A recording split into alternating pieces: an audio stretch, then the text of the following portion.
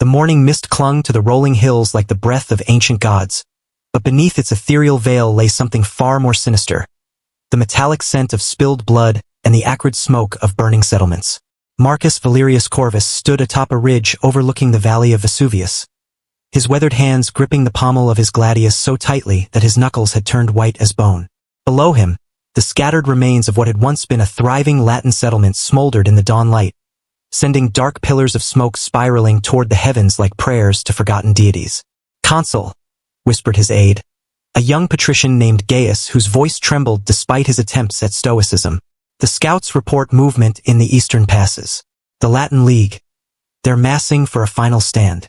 Corvus closed his eyes, feeling the weight of destiny pressing down upon his shoulders like a mountain of marble. How had it come to this? How had Rome, once a humble collection of shepherds and farmers huddled on 7 hills, found itself locked in mortal combat with its own blood, its own heritage?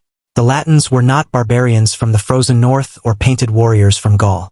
They were cousins, brothers in all but name, sharing the same language, the same gods, the same ancient traditions that stretched back to the mists of time when Aeneas first set foot on Italian soil. 20 years ago, Corvus murmured, his voice barely audible above the wind that whispered through the olive groves. "My father fought alongside Latin warriors against the Samnites. They saved his life at the Battle of Mount Gaurus. Now." He opened his eyes, and in them burned the terrible clarity that comes only to those who have seen too much of war's cruel arithmetic. "Now I prepare to spill their blood on Italian soil." The irony was not lost on him that this war, this brutal fraternal conflict that would determine whether Rome would remain merely another Italian city-state or begin its inexorable march toward dominion, had begun not with foreign invasion or barbarian raids, but with the simple, almost mundane issue of colonies. Roman colonies, Latin colonies. Who would control the fertile lands of Campania?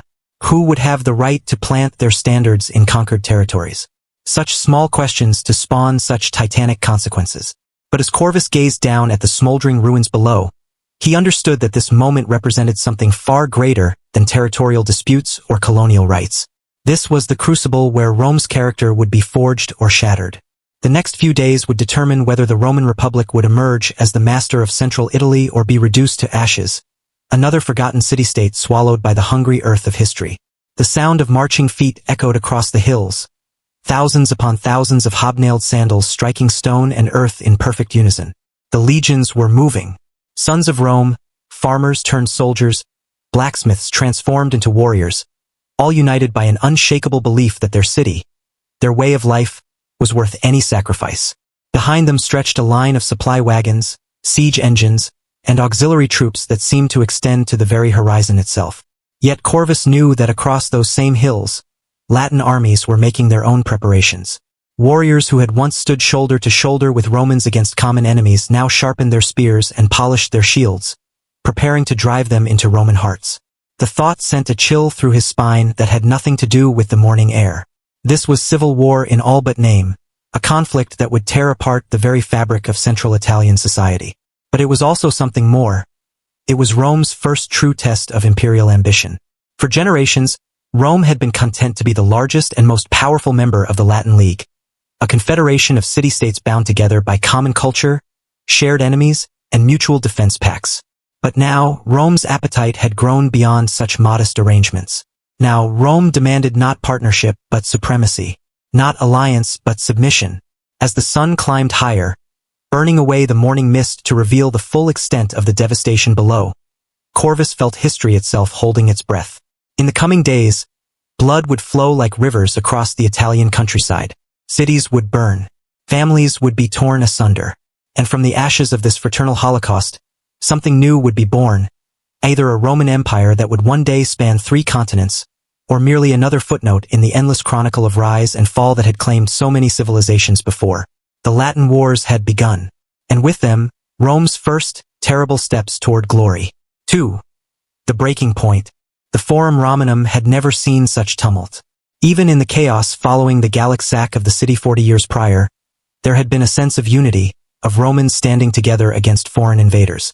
But on this sweltering summer day in 341 BCE, the very heart of the Republic seemed ready to tear itself apart from within. Citizens of Rome! The voice of Consul Gaius Plautius Vinox rang out across the packed forum, competing with the angry shouts of hundreds of assembled Romans. Merchants, farmers, patricians, and plebeians. All had come to hear what many suspected would be a declaration of war against their oldest allies. For too long, we have suffered the insolence of our so-called Latin brothers. A roar of approval erupted from one section of the crowd, while jeers and curses arose from another. The divisions were not merely political, they were deeply personal. Many Romans had Latin wives, Latin business partners, Latin friends who had fought beside them in countless campaigns. To declare war on the Latin League was to declare war on their own extended family. In the marble shadows of the Temple of Vesta, an old senator named Lucius Aemilius Mamercinus clutched his walking stick with arthritic fingers and watched the proceedings with growing dread. He had been present at the formation of the Latin League's latest treaty with Rome. He had shaken hands with Latin ambassadors, had broken bread with men who might soon be declared enemies of the state. The weight of history, and the terrible momentum of events, seemed to press down upon him like a physical burden. The Latins dare to demand equal representation in our colonies, Consul Plautius continued, his voice rising to cut through the cacophony.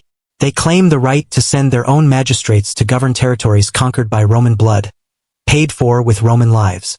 They forget that it was Roman discipline, Roman courage, Roman virtue that won these victories. But Mamercinus remembered the truth more clearly than the consul's rhetoric would allow.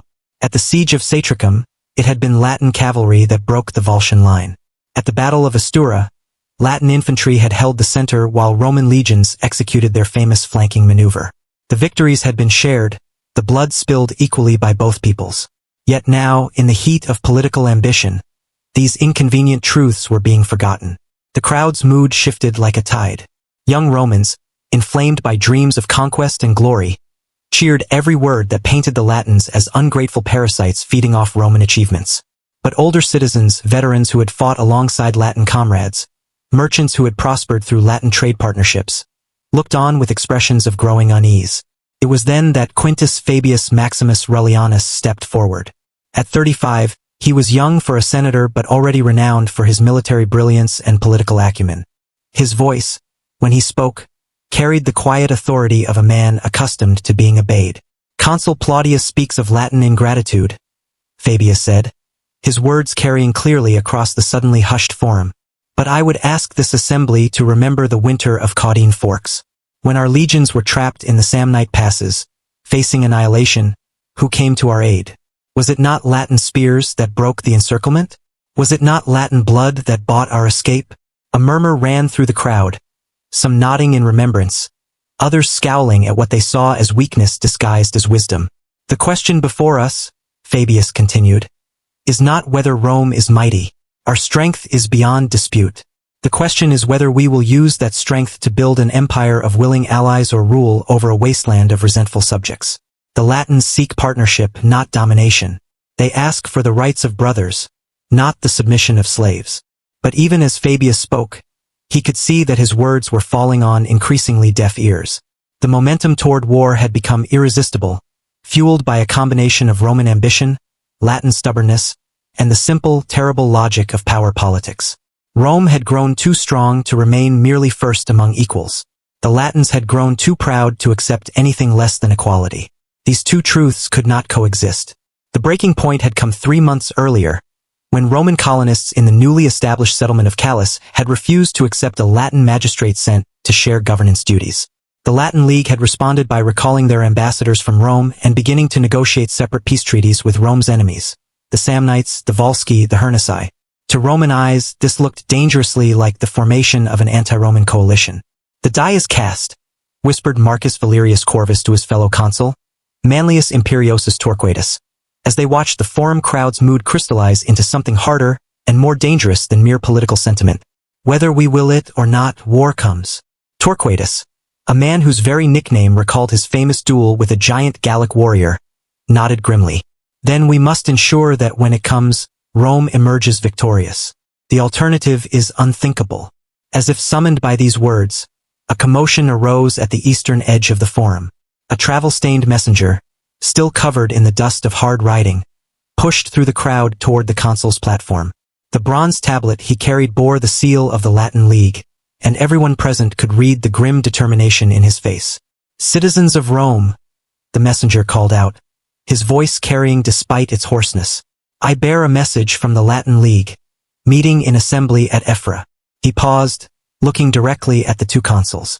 "The Latins demand that one of their number be elected consul of Rome, and that one half of the Senate be composed of Latin representatives. If these terms are not accepted within 30 days, the League will consider itself released from all treaties and obligations with the Roman people." The silence that followed was deafening. Even the pigeons seemed to pause in their cooing. Then, like a thunderclap, the forum erupted. Shouts of outrage, demands for immediate war, curses hurled at Latin arrogance. The very stones seemed to vibrate with Roman fury. But amid the chaos, old Senator Mamercinus closed his eyes and whispered a prayer to the gods of his fathers. He had lived through the Gallic sack, the Samnite wars, the countless smaller conflicts that had marked his long life. But he had never witnessed anything quite like this, a moment when he could actually feel the tectonic plates of history shifting beneath his feet. Rome's childhood was ending. What would be born from its death throes remained to be seen. 3. The drums of war. The Latin League's army spread across the Alban hills like a living carpet of bronze and iron, their standards fluttering in the wind that swept down from the Apennines.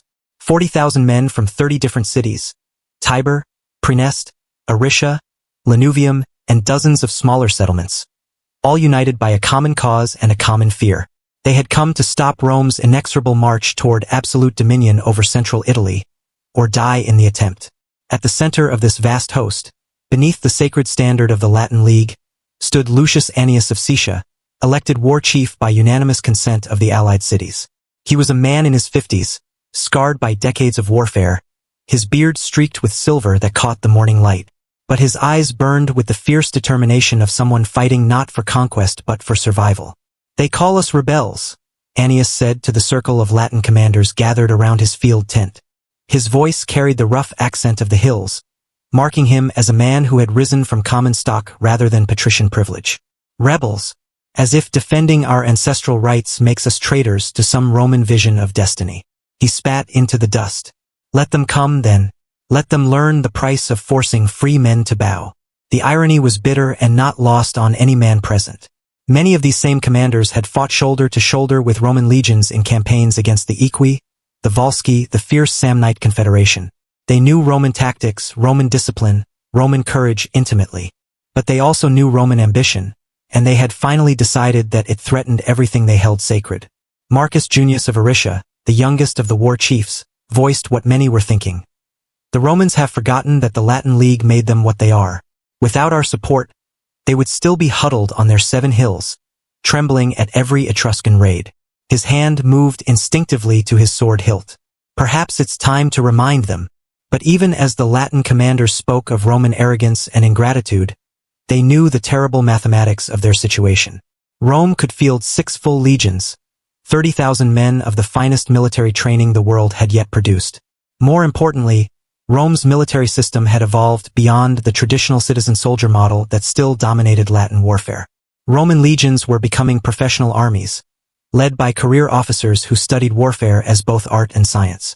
The first clash came at dawn on the 3rd day, not as a formal battle but as a meeting engagement between foraging parties that spiraled out of control. Roman cavalry under the command of young Marcus Claudius Marcellus encountered a Latin scouting force near the village of Pedum, and what began as a minor skirmish exploded into a running fight that drew in reinforcements from both armies. Gaius Manius, a Roman cavalry officer barely 20 years old, found himself separated from his unit and surrounded by Latin spearmen in a grove of ancient oaks. The morning light filtered through the leaves, creating patterns of shadow and gold that would have been beautiful under other circumstances. But all Manius could focus on was the ring of iron points aimed at his heart. "Surrender, Roman," called out the Latin centurion commanding the group. He was an older man, probably a veteran of the Samnite campaigns. "Your war is with our leaders, not with common soldiers." For a moment, Manius wavered. These men spoke Latin, not just the language, but the same dialect he had grown up hearing in Roman streets. Their equipment was identical to his own, their tactics familiar. Fighting them felt like battling his own reflection in a twisted mirror. But then he thought of Rome, of the forum where he had taken his oath of service, of the temples where he had prayed for victory, of the 7 hills that held everything he considered sacred. "I am a citizen of Rome," he replied, drawing his gladius. "I will not yield to rebels and oath-breakers." The fight was brief and savage. Manius killed 2 Latins before a spear point found the gap beneath his armor. As he fell, his blood soaking into Italian soil, he looked up through the oak leaves at the sky his ancestors had considered the dwelling place of Jupiter Optimus Maximus. His last thought was a prayer that his death would not be meaningless, that Rome would remember why he had died. But the Latin centurion who had killed him knelt beside the young Roman's body and closed his eyes with gentle fingers. "Sleep well, cousin," he whispered. "We are all children of the same soil." Word of the skirmish raced through both armies like wildfire. Roman officers used it as proof of Latin treachery. They had attacked during a parley.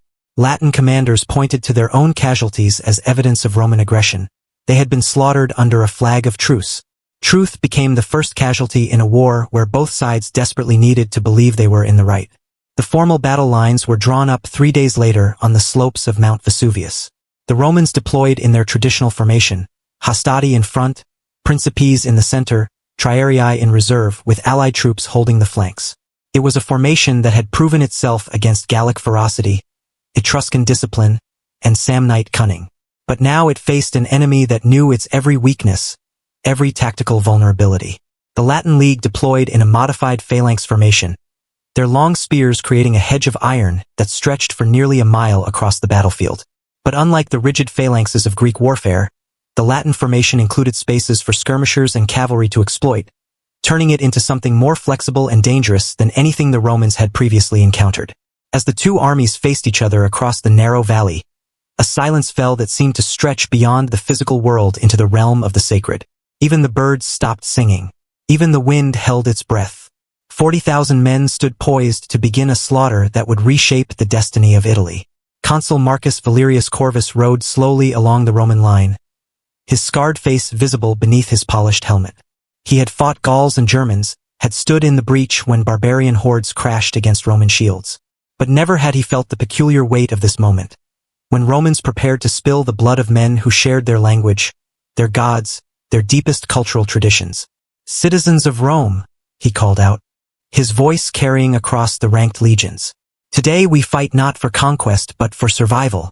The Latins would make us slaves in our own land, vassals to their arrogance. Will you permit this?" "No!"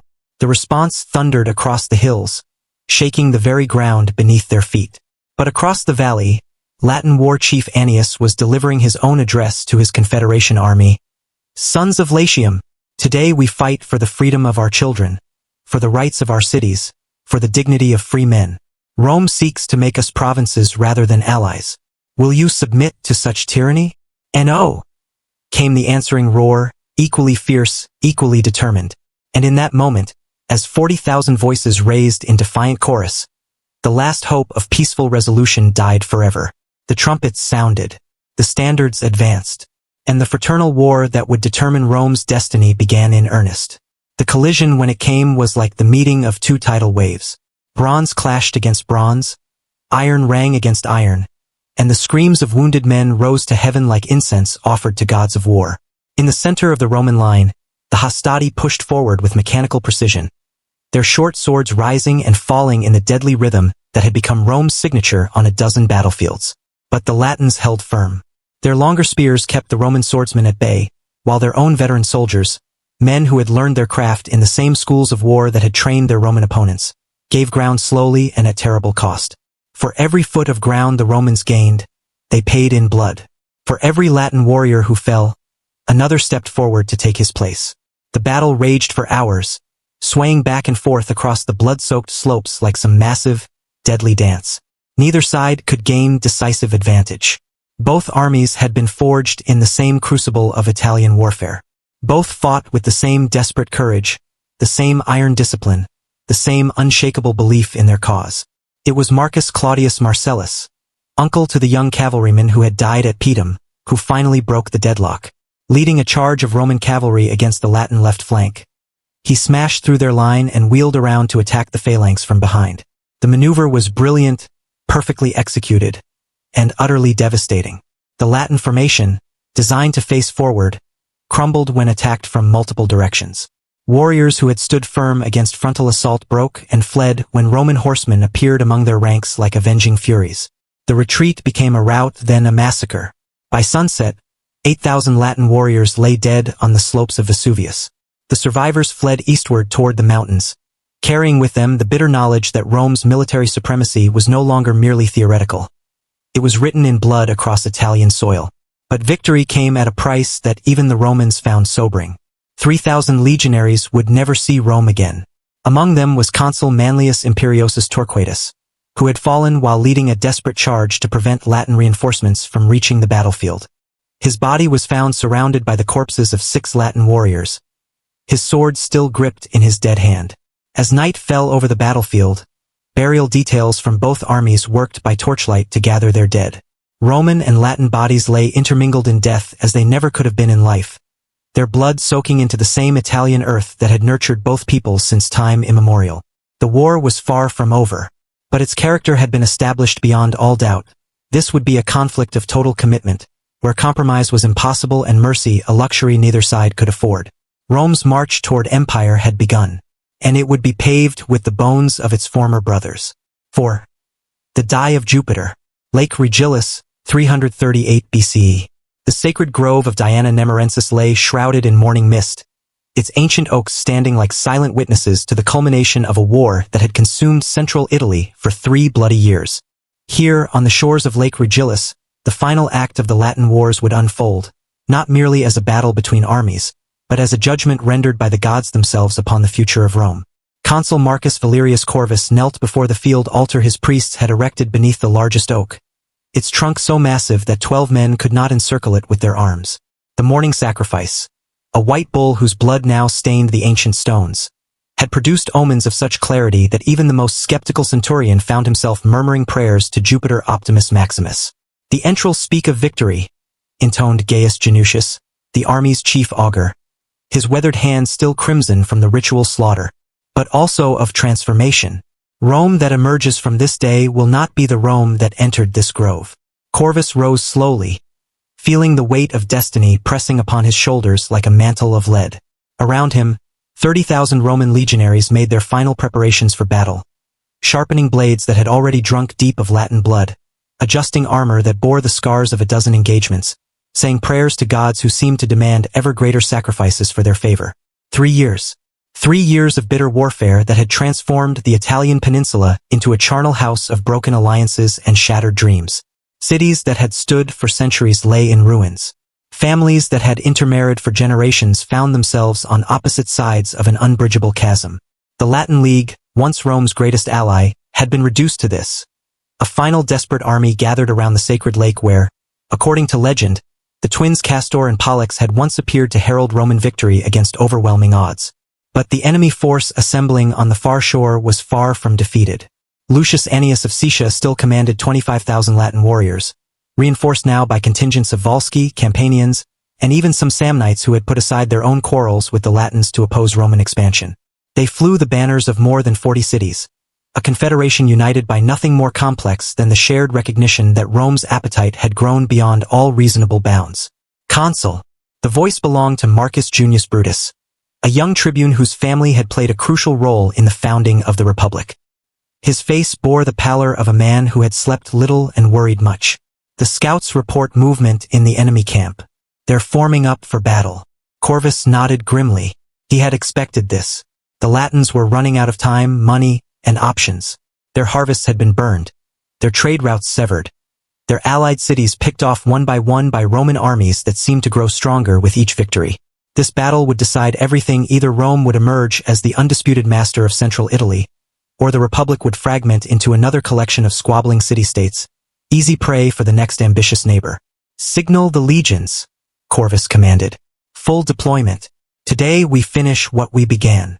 As the Roman war horns echoed across the lake, their bronze voices calling 40,000 men to arms, a different sound arose from the Latin camp, the deep, haunting note of the bacina, the curved horn that had summoned Italian warriors to battle since before the founding of Rome itself.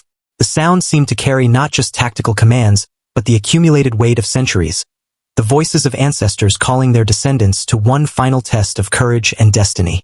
The armies deployed slowly, with the careful precision of forces that knew each other too well to allow for surprise or deception.